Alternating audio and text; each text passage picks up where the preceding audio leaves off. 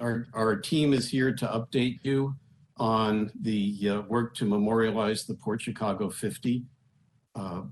Kelli English, the Chief of Interpretation for the Port Chicago Naval Magazine National Memorial, will present the content to be included in this historic element in Hilltop Park.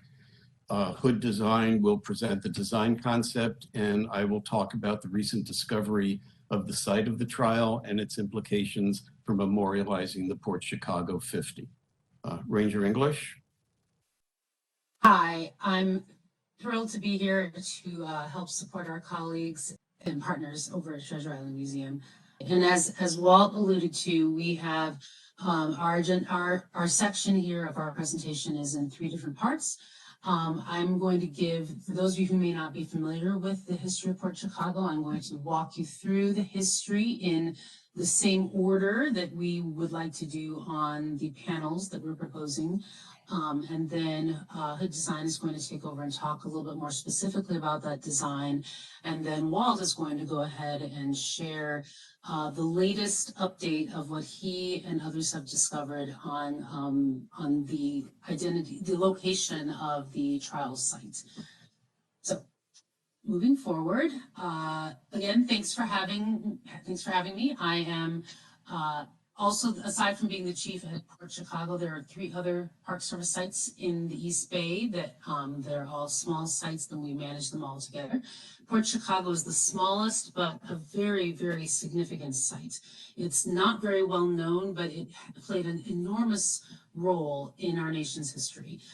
Sites do not become part of the National Park Service without having some national significance. And in this case, the history that unfolded at this site, it actually resulted in the formal desegregation of the U.S. military right in the immediate aftermath of World War II. So, without further ado, for those of you who are not familiar with this story, immediately following the aftermath of Pearl Harbor, the U.S. immediately jumped into World War II. And they had already been preparing for this, even leading up to the conflict that was sparked by the attack on Pearl Harbor. And in fact, they had been, the Army, the Navy in particular, had been eyeing a location on the West Coast where which could serve as the center for all munitions to be sent over to the Pacific Theater. And they needed a place with a deep water port that had lots and lots of rail lines to be able to bring in lots of munitions and ordnance. And they needed a place that was at once fairly remote, but also close enough to local population centers. And so a location on Suisun Bay was chosen for the location of Port Chicago Naval Magazine. You can see from my cursor here, the small town of Port Chicago was located nearby, and it was close enough to Berkeley and Oakland and had lots of rail lines where they were able to bring in munitions from all over the country. In fact, almost every single munitions and ordnance that was sent overseas in the Pacific Theater went through Port Chicago Naval Magazine. Now, Port Chicago Naval Magazine was staffed mostly by African-American sailors. Those of you who recall some of the stories of Pearl Harbor may recall the heroism of Dory Miller, who was a messman on the USS Arizona and jumped into action to help defend his ship and his crewmates during that conflict. His photo was actually used as a recruiting poster in the aftermath of Pearl Harbor. However, this was an environment with extreme discrimination and systemic racism within the military. In fact, for those of you who can see the text on the screen, when you look at some of the correspondence from the Secretary of the Navy around that time, you can see and appreciate just how baked in this sort of racial discrimination actually was. And this was throughout the military. The Navy was particularly bad, and you can see from the text here that they were very concerned about African Americans and white Americans being together on ships and serving together. This is at the same time that the Army was training Black pilots on Tuskegee Airfield. So you can see that even though racial discrimination existed in the military, it was particularly odious. and extreme in the Navy at this time. And so many African Americans really wanted to fight for their country, to defend their country, and to in fact try to fight both against the fascism abroad and the racism at home. There was a concept called the Double Victory Campaign. And so lots and lots of young African Americans signed up in the Navy, inspired by Dory Miller, and were all trained out at Great Lakes Training Center, and many of them were shipped from the South, but certainly from all over the country, out here to California, and they served as stevedores at Port Chicago. These conditions were pretty extreme. It was very hot, it was very difficult and dangerous work. And at the time, the military did not really care about safety standards. They were focused on trying to load ships up with munitions as quickly as possible. And this is a situation where all of the stevedores, all the sailors were black, and all of the officers were white. They would actually race teams against each other to see who could bet on which team could load first. The Coast Guard actually sent out observers to observe their operations and warned them that they were operating in an unsafe manner, and then were not allowed to observe again after that. So there was a lot of disregard for safety, and folks who were involved were very nervous about all this handling of explosive materials with no training, and they suspected that the worst would happen, which unfortunately it did. And on the night of July 17th, 1944, there were 2 explosions. You should be seeing a black screen. It's black on purpose because we don't actually have any photos of the event. There were 2 explosions around 10:25 p.m.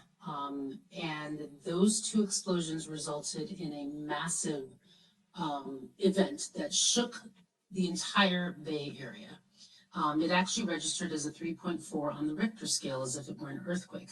Most people suspected that we were being attacked. However, it was because of a massive explosion at the base.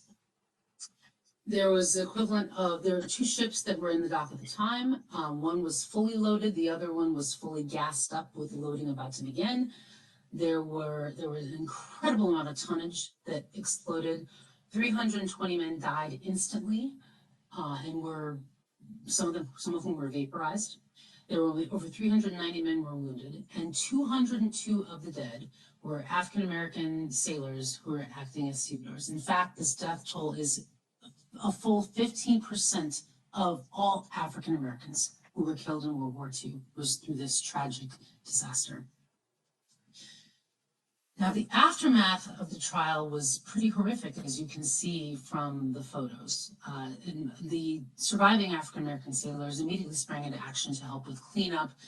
Unfortunately, cleanup did involve recovery of remains as well. And so many of these young men were essentially college-age students from late teens to early 20s. And there was a lot of trauma and fear that pervaded the atmosphere at this time. They earned medals for their bravery in helping to put out the many fires and deal with the aftermath of the explosion. However, they were treated very differently during this aftermath as well.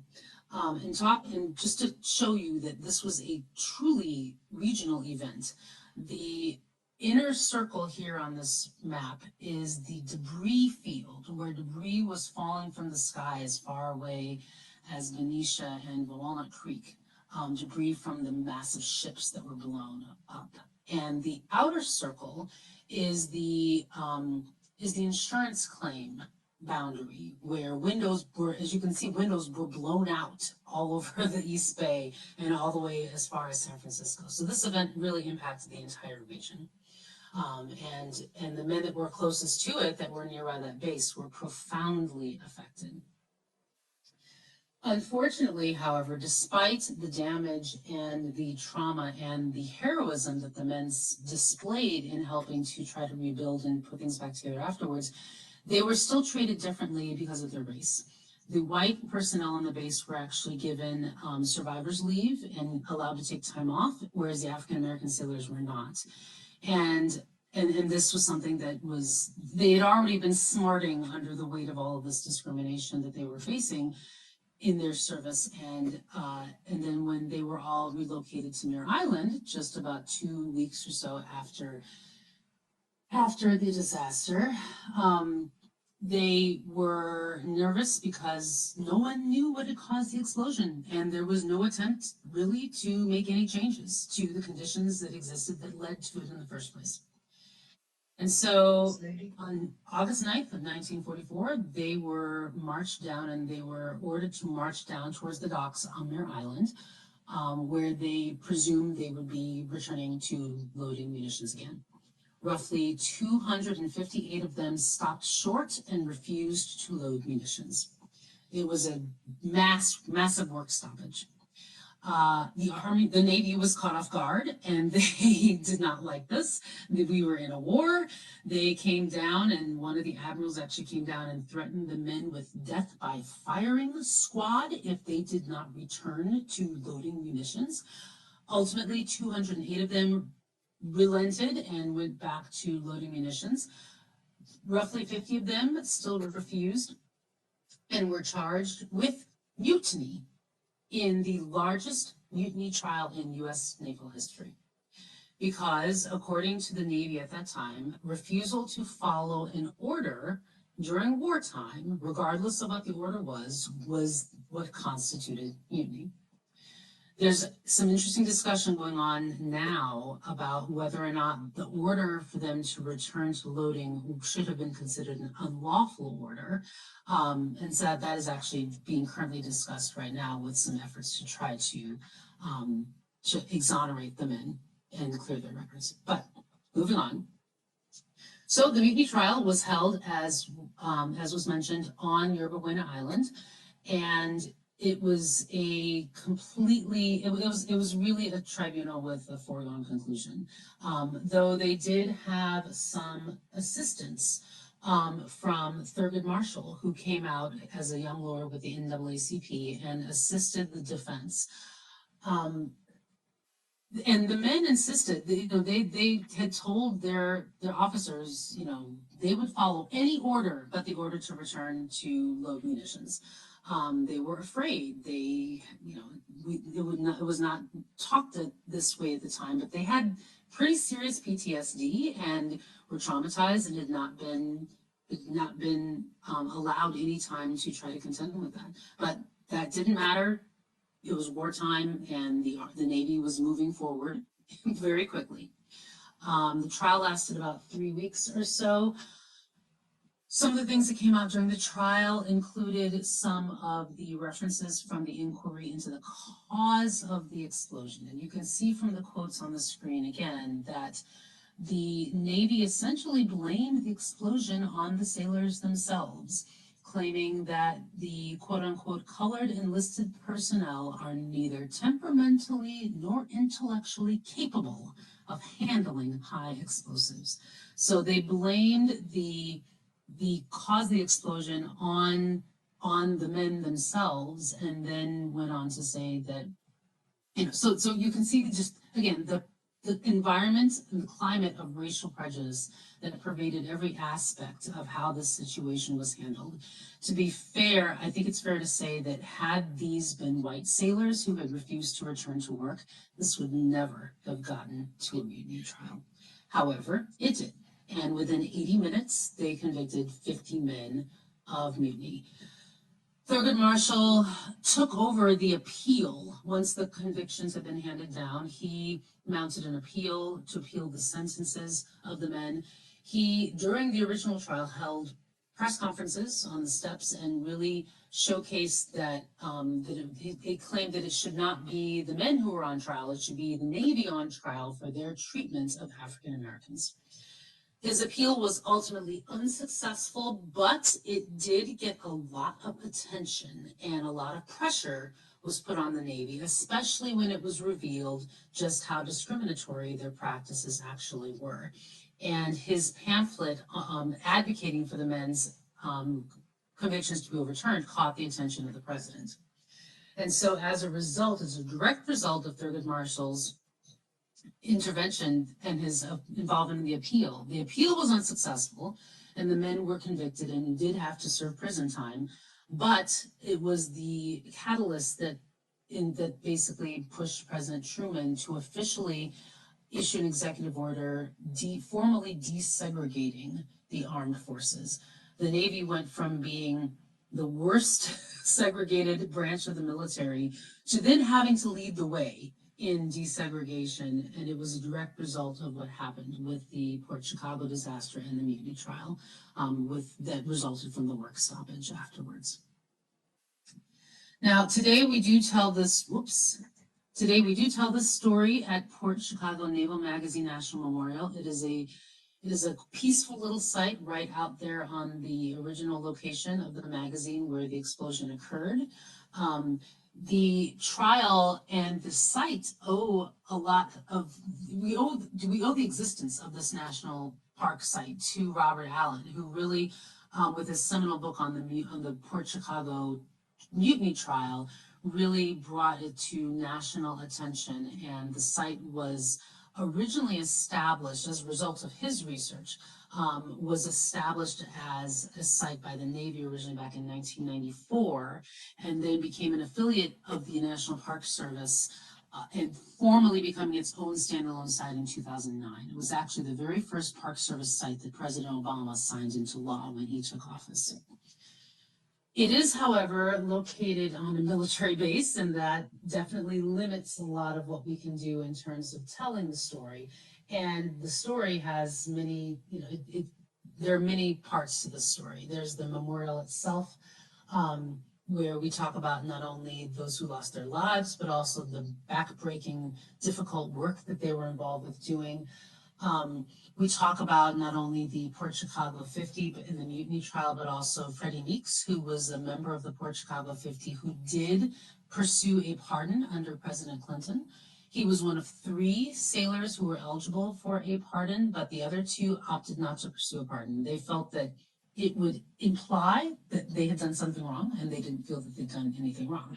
Freddie Meeks agreed with that. He didn't think he did anything wrong, but he wanted to bring attention to the story and elevate the story, to try to help folks understand more of what had happened. And indeed, his pardon was successful in bringing a lot of additional attention to the story and to the site.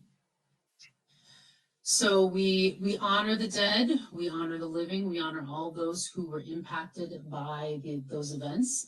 Another location in the Bay Area that is important for this is the site where many unknown African-American sailors were interred down at Golden Gate National Cemetery down in San Bruno. And there are a very, very, very small handful of survivors. This is one of the last ones who just passed away this year, Ray Ross, who was about 16 or 17 at the time. At the time of the explosion, but hung on until about this year. And so we have his oral history as well as other oral histories and all of Dr. Allen's work, in terms of the 50 and the mutiny trial.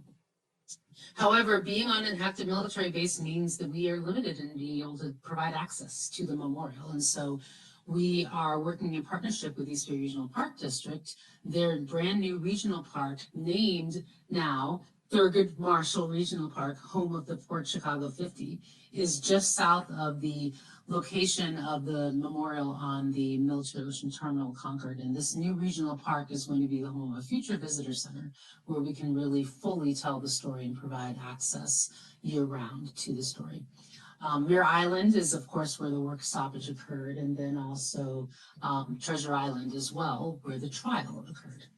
And so this is most people who grew up in this area never have heard this story before, but it was a huge event at the time. It was an important milestone in what later became the American Civil Rights Movement, and it certainly changed the entire trajectory of African Americans and other folks of color serving in the U.S. military. So we are excited to be able to support Treasure Island Museum in their efforts to also tell this story, because they held such an important piece of it with the location of the mutiny trial, and we're pleased to be able to help all visitors to Treasure Island appreciate this story and Treasure Island's place in it. Thank you, Kelly. Thank you so much for that.